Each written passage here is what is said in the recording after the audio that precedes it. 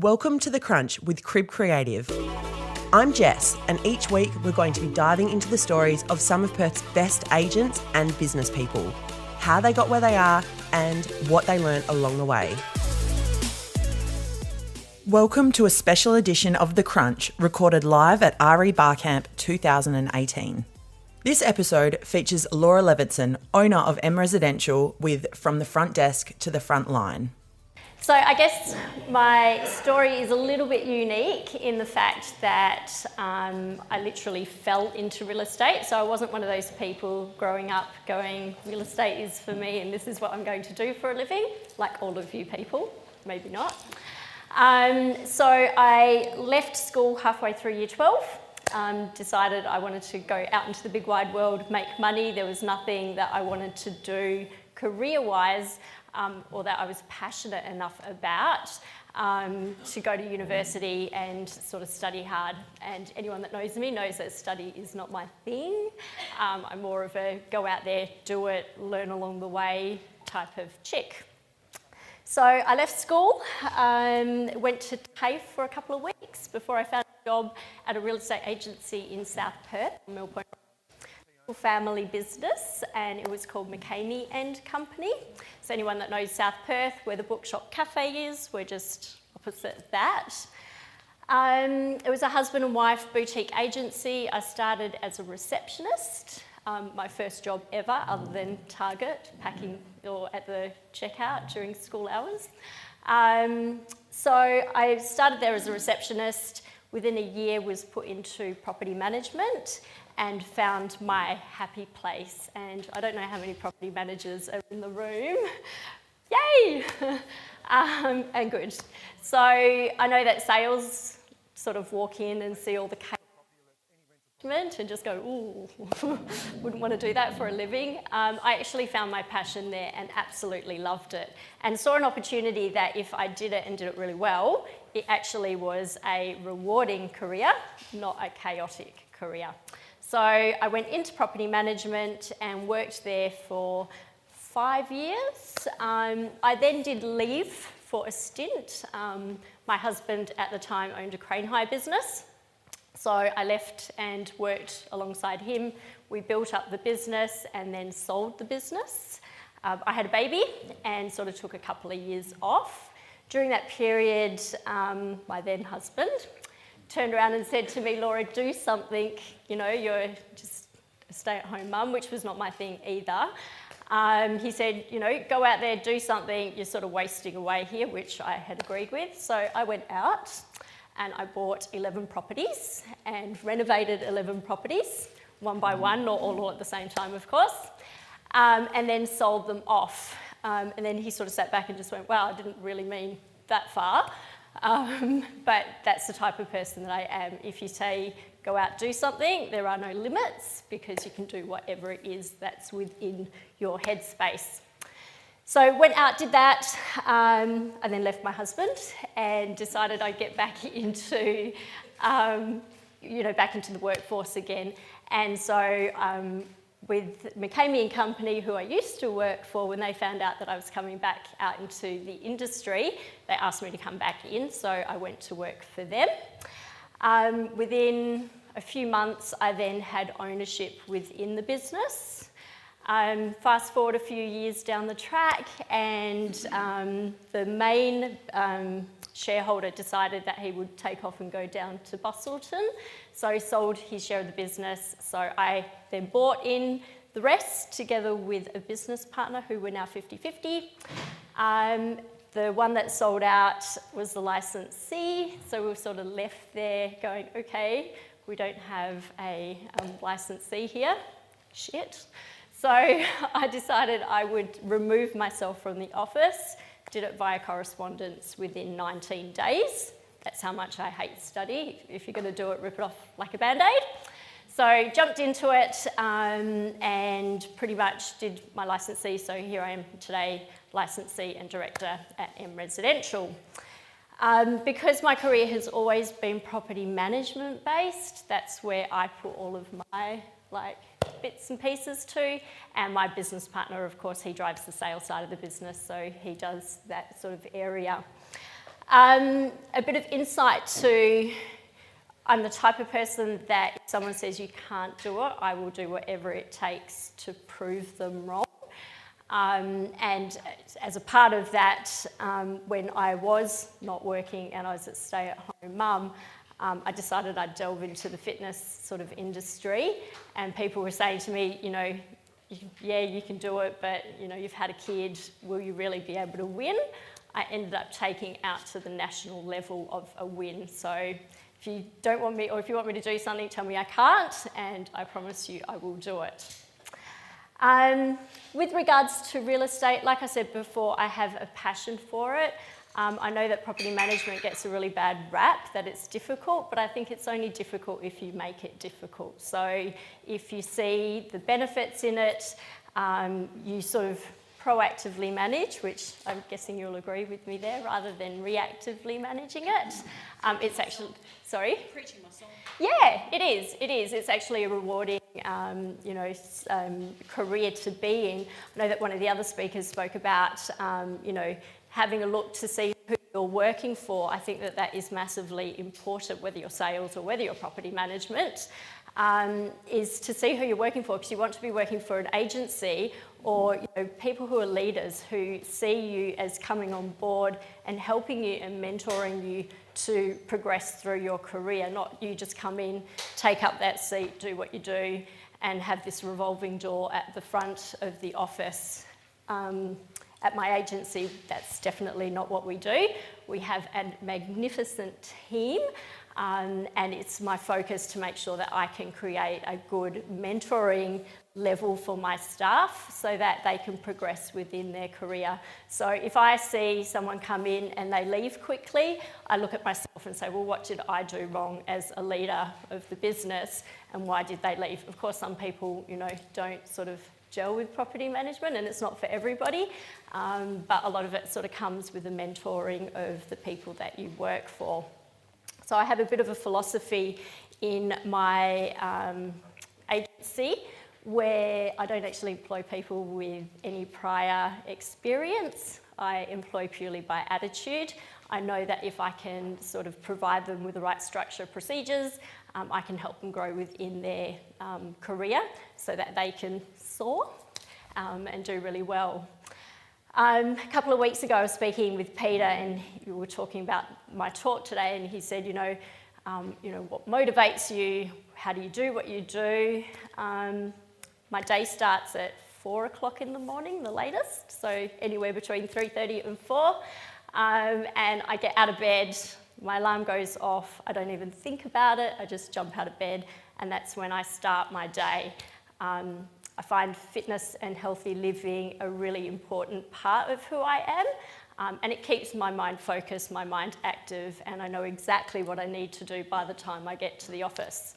So as an example, this morning at 4 o'clock I ran 12 Ks, got home, got ready, got my son to school, and sort of over to here.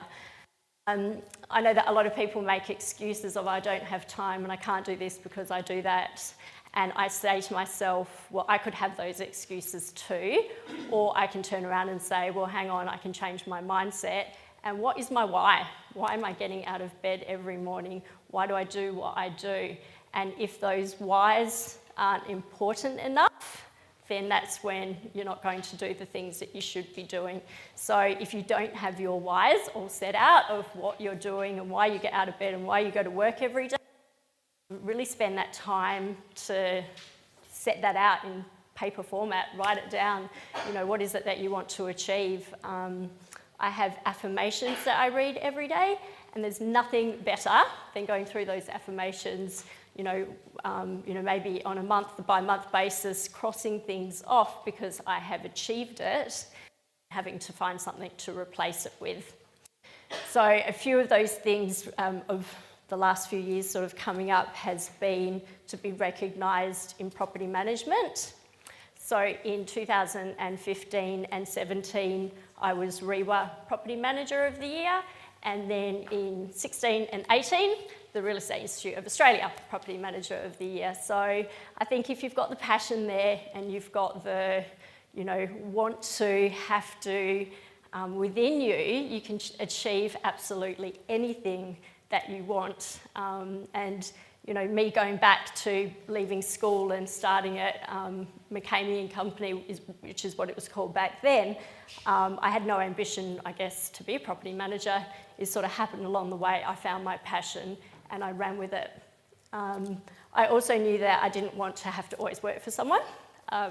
Flexibility, and anyone that knows me knows that every now and then I'm working from the beach with my laptop, and I know that if I worked for a company, generally they wouldn't look too sort of happily on that.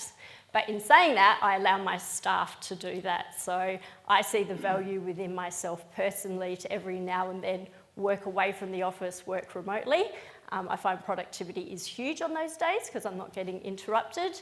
I allow my team to do the same thing. So they've got there is a limit to once a week, but they don't abuse it. And if there's a day where they just think, I just need to catch up on, you know, all the admin stuff, or I just need time away, they can pick up that laptop, sort of go home and work remotely or go to the beach, whatever they decide that they want to do. I guess I think quite differently as a business owner to a lot of business owners. I think with the team that I have on board with me, one of my main things is to create an amazing culture for them. So we do little things like bring your dog to work day Friday. Not all the dogs at the same time, everyone's rostered on which Friday they bring their dog. And at first I thought I'll trial it out, see what it's like, and thought that productivity would go down. It was actually better because everybody knows in property management you can have a bit of a stressful day, and there's nothing better than cuddling a dog when it's all happening. We also have a resident bunny in our office where the bunny comes in every day and is there for us as well. So I don't know if anyone's got any questions that they want to throw at me on, you know, what I do or what keeps my passion alive, or I'm more than happy to be as transparent as possible. Yeah. Hi, great talk. A question, I suppose, how do you run your team? So how many property managers do you have? Do you have, like, is it task-based, or, you know, anything you can give, a bit of the nuts and bolts? Yeah, absolutely. So I've done a few different scenarios. There was one time where I did task management, where there was tenant liaison, leasing consultant, owner liaison, maintenance, a manager and an inspection manager. I found that didn't work all that well because accountability was always, not my role, maybe it's their role. So from that I went back into portfolio. From portfolio though, I've taken bits and pieces away from it. So we manage just over 450 properties. I have 2 full-time property managers, a head of department, and a property manager that works for 3 days a week, as well as a leasing consultant. So my leasing consultant looks after all properties in the fact of if they're vacant, they will show them through and they will do the application processing and draw up the tenancy sign-up pack. Then they hand that to the property manager and the property manager takes over from there. Property manager doesn't do any BDM, no trust accounting, they just do property management. I am at the moment flicking around the idea of a bit of a pod system. So where I have one property manager that sits in the office, one that sort of is out on the road, but they manage the entire portfolio of, say, about 300 properties with the support of a virtual assistant. And yeah, sort of looking to trial that. And that was more, getting back to clients whose biggest complaints were, I call my property manager and she's not in the office, and then having to wait for that property manager to give them a call. I thought, well, that's a way of, there will always be someone in the office who's there to answer those calls. So getting back into that customer service, being there for that face-to-face conversations, which I think with all the technology that's coming out, I think technology is amazing and awesome and definitely needs to be embraced, and we're embracing every part of it, but we can't lose that personable face-to-face contact and relationship building. Yeah. Yes? So you're managing fairly large portion of your property management portfolio yourself? Myself, I don't manage any of the actual properties day to day. So my property managers are the property managers managing those properties.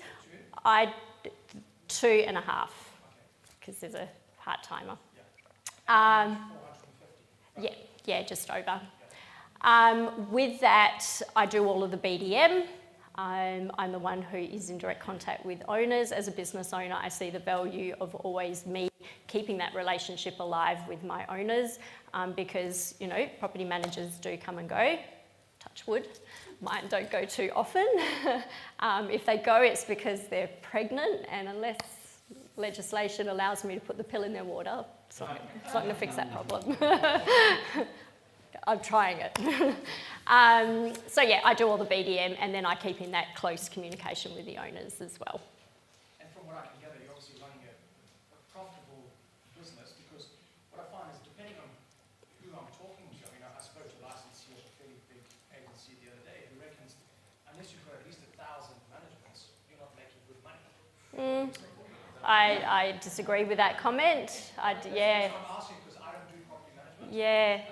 And it's interesting to get the different perspectives. Yeah, I think it boils down to, well, firstly, what fees are you putting out there? Because if you're charging pretty crappy fees, you can't expect to make a lot of money. You know, for me to put a property manager in place, I need to reward them accordingly.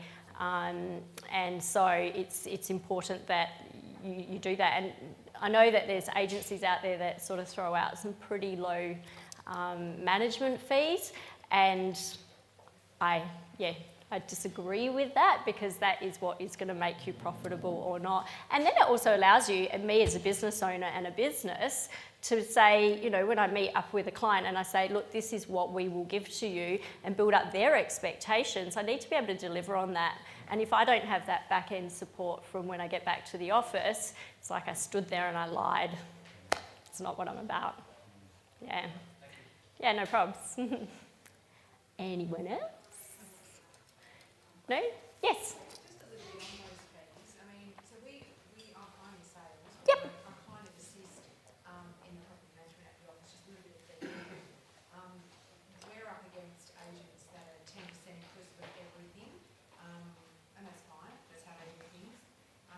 We kind of realised that we have realised that not all business is good business, so we don't take it all on. So, and I think you're a superstar for REBar and, you know, what you do. So a little bit about fees, if you're happy to share. Yeah. What you and your company do. Meaning, what are my fees, or? If you're happy, whatever you're happy. Yeah, okay. I think when you're going up against new business, Just ask that we don't speak about specifics. Oh, sorry. yeah, Thank you. we can't be in cohort. I think the biggest thing is, and you know, I'm up against that as well, where you're going up and getting new business, and there's people offering, you know, cheap fees. And at the end of the day, the consumer is sitting there and saying, well, you're telling me what you're doing, and you're telling me what you're doing, and to them it pretty much sounds exactly the same. So if ever I lose business to those cheaper agents, I think to myself, I haven't sold my points of difference well enough. So it's really important, look at what you do, how you do it, your processes, your technology, all of those things, you know, your statistics, how, you know, quickly you lease properties compared to the general market. Use all of that information the best that you can to create points of difference, so that when you're sitting there with Mr. Landlord and he's saying, well, you know, agent A and agent B, you're pretty much the same otherwise, other than you're more expensive. I always like it when an owner says to me, okay, I want to go with you, but can you match their fees? You know, and you turn around and say, okay, well, what is it about me that you want to go with me? Because they're not my fee because of a reason. So I think it's all about selling your points of difference and really believing in your points of difference. And if you've got a really good team back at the Office of Property Managers, you know that you can put your hand to your heart and sell those points of differences, because you know that what you're saying is what they're going to receive, you know, when you sign up that management. Yeah, thanks. Another thing I might add is For anyone in here, if you've got mentors in as a part of what you do, I definitely wouldn't have progressed to where I am if I didn't have business mentors.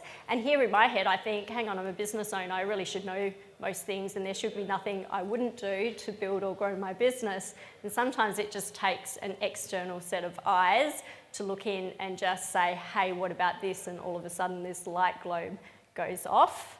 And I'm lucky to say that Michael Sands over there is one of my mentors. So anyone looking for a business mentor is the guy. Sorry about the plug, or you can thank me later. So yeah, I've seen huge value in having mentors along the way, and you know, it's not just one mentor, there's a couple, so it's really important to have that person, I think, not to only grow individually, but to also grow business-wise. And sometimes it's just that external one idea that sets off a light globe, and then you can just go racing and running with it. Any other questions? Yes?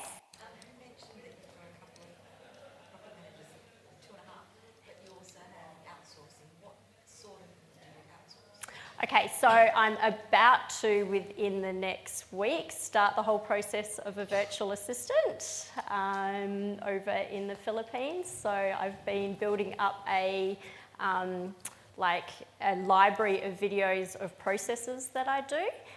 Together with a written manual of that, so that when I take this person on board, they know exactly what to click, where, how to do things. So that is starting to roll out.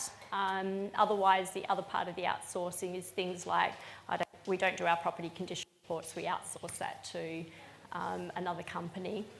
If you didn't have a virtual assistant, so pretend you did, how many staff would you have? Without that person, I would need a trust accountant as well as a PM, like an assistant, so an extra two bodies. But with the system that I'm looking to sort of do will be less one of my staff at the moment. So, you know, that's, I guess, makes us more profitable. Especially, I mean, everyone knows what the Perth market has been like. We're managing more properties, but we're less profitable because rents have reduced, and we're all based on a percentage of what our rents are. So, you know, I guess it's, you know, putting your business hat on and saying, okay, well, how do I still remain profitable in a market like this, because client expectations are still there. New properties are still coming on board, and we're still having to be able to service them to the best of our ability. It would be silly of me to take on new business if I couldn't look after that new business in the way that I want it to be. And I have quite a high level of standard there, just saying. Yeah. Anyone else? What software do you use for your Property property management? management, Rockend, Rest. Have toyed the cloud-based, but I'm still yet to find something that ticks all of my boxes. Yeah, it's a hard one. Property Tree. Yeah, I'm going for Property Tree. Have you used Rest? No, I haven't been using GD. Okay. Yeah. If I look at, I mean, Property Tree is Rest. Property Tree isn't doing what Rest can do. So it's hard for me to go from Rest to Property Tree when it's not doing what this one does. Right. Yeah. So it's been a hard one, and for me, to go through the process of change of software, it needs to, you know, sort of be better than what I've already got for me to pick up and change. But that's just my, you know, that's my mind of how I want it to be. But there's a lot of different programs out there that you can go to. Yeah, and I think Property Tree might limit you to a certain number of properties, is it? No? Okay. Subscription to whatever. Okay, yeah. To share like other software, Inspect Real Estate. I don't know if you're all using Inspect Real Estate, but we use Inspect Real Estate where we don't dictate the days and times. we use an ideal sort of diary, and I know that a lot of people use Inspect Real Estate and dictate this day, this time. If I can give anything out there, open it up, let the tenant decide. Know that, between 10 and, 1 o'clock, you're happy to do leasing and leave all of those time slots open and let the tenant dictate, what day, what time, what property. For my leasing consultant to come in, she comes in, prints off her diary for the day, and that will tell her where she needs to be at what time, so she's not pre-dictated that. Another thing we're using is virtual reality tours. So that acts like a 24/7 home open, which has worked really well for us. 9 times out of 10, that person will still want to physically walk through the property, but we're finding that it qualifies people, and we've got more genuine people coming through our doors, which I think, sales have been using it for a while now. It's bringing on what works for sales generally will work for property management, but for some reason it took a while for property management to realise, hey, it's the sales part in leasing a property to start with. Let's use those same concepts. A little like professional photography, it took years for property management to jump on board to see the value and the quality of using professional photography. And it's such a basic thing. Still see a lot of very poor. Oh, there is. There's the property manager's bag on the kitchen bench. There's the reflection in the bathroom mirror. My best one was a couple of weeks ago, and it was a screenshot of a photo on a mobile phone. So it had all the number of messages at the top, and that was a cover photo. And I looked at it just thinking, is the landlord looking at this? It was terrible. It was terrible. That would have been better off just having a caption, photo coming soon, or just don't advertise it until you've got that photo. But yeah, that's the sort of thing that you're up against. But when you're up against things like that, it's awesome, because now you don't even have to try and sell your points of difference. There it is. They're selling it for you. Yeah, that's it. They're selling it for you, because you say, well, do you want this or do you want this? No different than, putting marketing dollars and charging your owners marketing fees, putting those marketing dollars where they work. Are you highlighting photos so that they're in the front pages rather than sort of falling at the back pages, little things like that. What you do for sales, is the same thing to what you're doing for property management. The communication level in property management is no different than what you should be doing in sales with your communication level.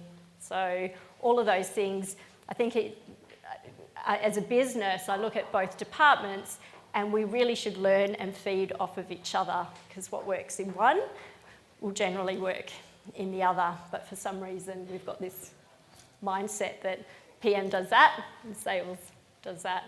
But really, they can amalgamate and do a lot of the processes itself. Yeah.